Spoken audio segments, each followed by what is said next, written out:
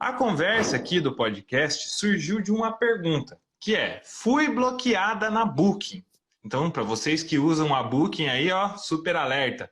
O que eu faço Alerta. agora?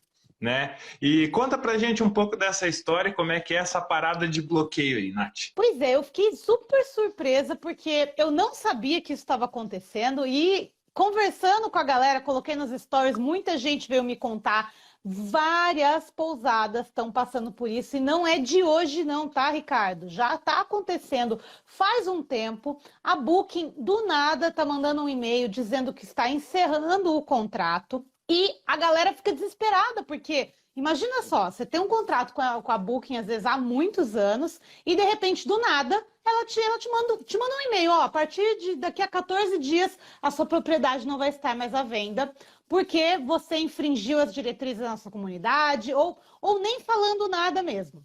E aí o pior de tudo, né, gente? Porque a Booking é uma empresa multinacional, então quando você liga lá no 0800, você vai cair num telemarketing, naquele monte de gente que acaba lendo para você a mesma coisa que você vai encontrar no site, nas perguntas frequentes. Então você acaba sem saber o porquê que você está sendo excluído da Booking.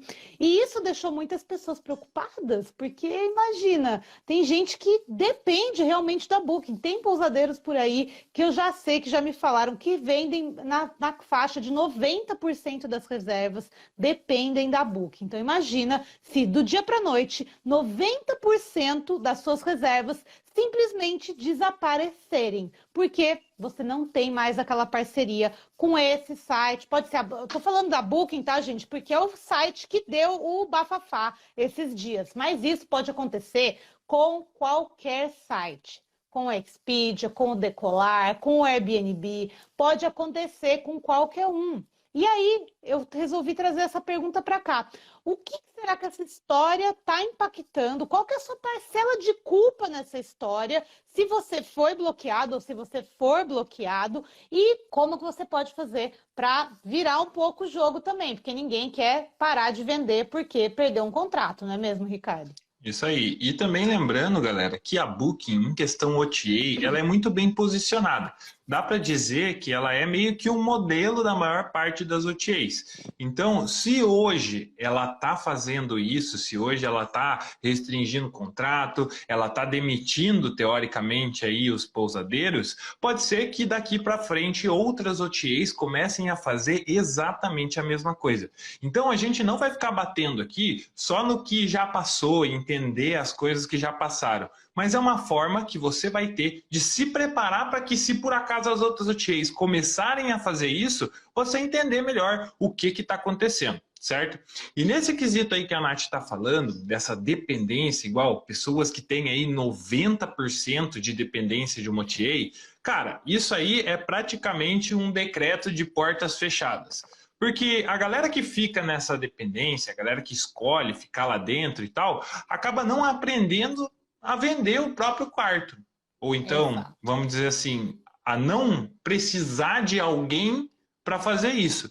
Porque além das OTAs, também tem essa questão dos terceiros, né, Nath? Exato, né, gente? Porque muitas vezes, se você depende da OTA, você depende de vários terceiros também. Então, você vai depender de uma agência para cuidar do seu marketing, ou então de uma agência de turismo para vender as diárias da sua pousada. Então, no final, quando você fica aí dependendo de alguém para fazer o seu marketing, você está sempre sujeito a qualquer mudança que venha acontecer no app.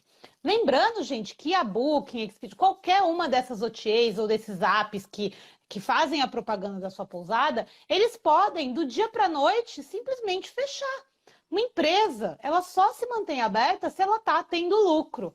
De repente, ela para de ter lucro, ela vai fechar. Inclusive, isso até me lembra uma outra história de outra coisa que rolou por aí. Ano passado, eu fiz até um vídeo no YouTube sobre a questão da Oio, lembra, Ricardo? Que Lembra a Oio assim? estava entrando com força total, pegou várias pousadas, tal. O que aconteceu? A Oio resolveu sair do mercado das pousadas esse ano e tá encerrando os contratos com várias pousadas que tinham feito o contrato com eles. Então, gente, você nunca sabe o que vai ser a decisão da empresa. Ela pode, a partir do próximo momento, olha, igual a galera da casa de temporada. Ah, mas eu vendo no Airbnb. De repente o Airbnb pode mudar só para hotéis, por que não? Ou então a Booking mesmo pode desistir de vender casa de temporada, como está vendendo agora já faz algum tempo. Então, quando a gente fica dependendo da ação dos terceiros, a gente também fica à mercê das decisões que eles vão tomar e que, na maioria das vezes, não vão ser decisões consultadas. E outra coisa que o pessoal, né, que entrou em contato comigo estava muito desesperado, falou, poxa, Nath, eu nem sei o porquê para eu recorrer. No final, não adianta você querer recorrer. Se você for ler o contrato, tanto você quanto a Booking, o Expedia, o Airbnb, vocês podem encerrar o contrato a qualquer momento. Então, se você pode, eles também podem. E não é preciso apresentar motivo. É só ele falar que ele não quer mais ter o contrato com você. Então, nem perca o seu tempo indo atrás, ligando na central lá na Holanda, tentando mandar e-mail para não sei quem mais. Você, primeiro, que só vai se desgastar e segundo, que isso não vai mudar a situação, porque eles estão dentro das diretrizes contratuais, que é outra coisa que muito pousadeiro não faz, viu, Ricardo? O pousadeiro não lê o que está escrito lá no contrato, nas entrelinhas, e acaba entrando, muitas vezes, numa grande furada. Eu só imagino, na verdade, porque pensa comigo. Igual você tá aí tranquilo, achando que você tá fazendo tudo certo e do nada você acaba pisando aí no calo da Booking ou de outra OTA. Ela se irrita com você, te manda uma mensagem e fala assim, ó, chega, acabou. Você não tem tempo de se preparar, você não teve tempo de pensar num plano B aí, tentar pegar alguns contatos, refazer algumas reservas. Você acaba, vamos dizer assim, de uma hora para outra com uma mão na frente e outra atrás. É exatamente essa a situação que aconteceu. E assim, Nath, você sabe mais ou menos quais são os motivos, o porquê que essa parada está acontecendo? Então, na verdade, é muita especulação, né, Ricardo? Porque, como eu já disse, se nem as próprias pousadas estão tendo retorno, ou algumas até têm uma outra justificativa, mas não dá para a gente entender muito bem. Mas algumas coisas que eu comecei a notar. O que está acontecendo? Você deve ter visto aí no geral. As reservas diretas estão sendo muito mais significativas nesse momento agora, durante a pandemia, justamente porque os hóspedes têm uma necessidade de entrar em contato mais com as pessoas. Então, os próprios aplicativos já estavam sentindo há algum tempo o peso das reservas diretas. O que acabou acontecendo? Tinha também muito pousadeiro fazendo, vamos dizer assim, eu sempre falo por aqui, vamos usar a Booking como vitrine e tudo mais, mas eu nunca falei para ninguém aqui, olha, gente, entrou um hóspede pela Booking, tirar ele da Booking à força, entendeu? Isso não é uma estratégia legal, porque se o hóspede chegou em contrato, se ele reservou pela Booking, fez o contato com você por lá, o ideal é você continuar, manter a reserva por lá e depois, durante a estadia, aí sim você pode fazer uma fidelização para uma próxima vez ele ficar na sua pousada. Só que aí tinha muita pousada fazendo o seguinte, o hóspede chegava, aí a pousada falava, olha, vamos fazer o seguinte, você faz o cancelamento lá no site, cobra e fecha direto aqui comigo, eu te dou um desconto. Aí o hóspede, lógico, que acabava fazendo isso, né? Quem não quer um descontinho ali em cima da hora. Só que muita gente começou a usar essa estratégia de maneira deliberada. Então, o tempo todo fazendo isso. E a Booking é um algoritmo, né, gente? Eles têm um sistema de dados. Então, de tempos em tempos, eles fazem análise nesses dados. E o que eu acredito que deve estar acontecendo? Eles estão verificando quais são as pousadas com maior taxa de cancelamento em cima da hora, com maior número de não comparecimentos, que também é uma outra maneira, né, de você não pagar a comissão da Booking. E, para mim, é isso que está acontecendo. Eles estão fazendo um pouco de inteligência artificial em cima desses dados e estão excluindo as pousadas por conta disso.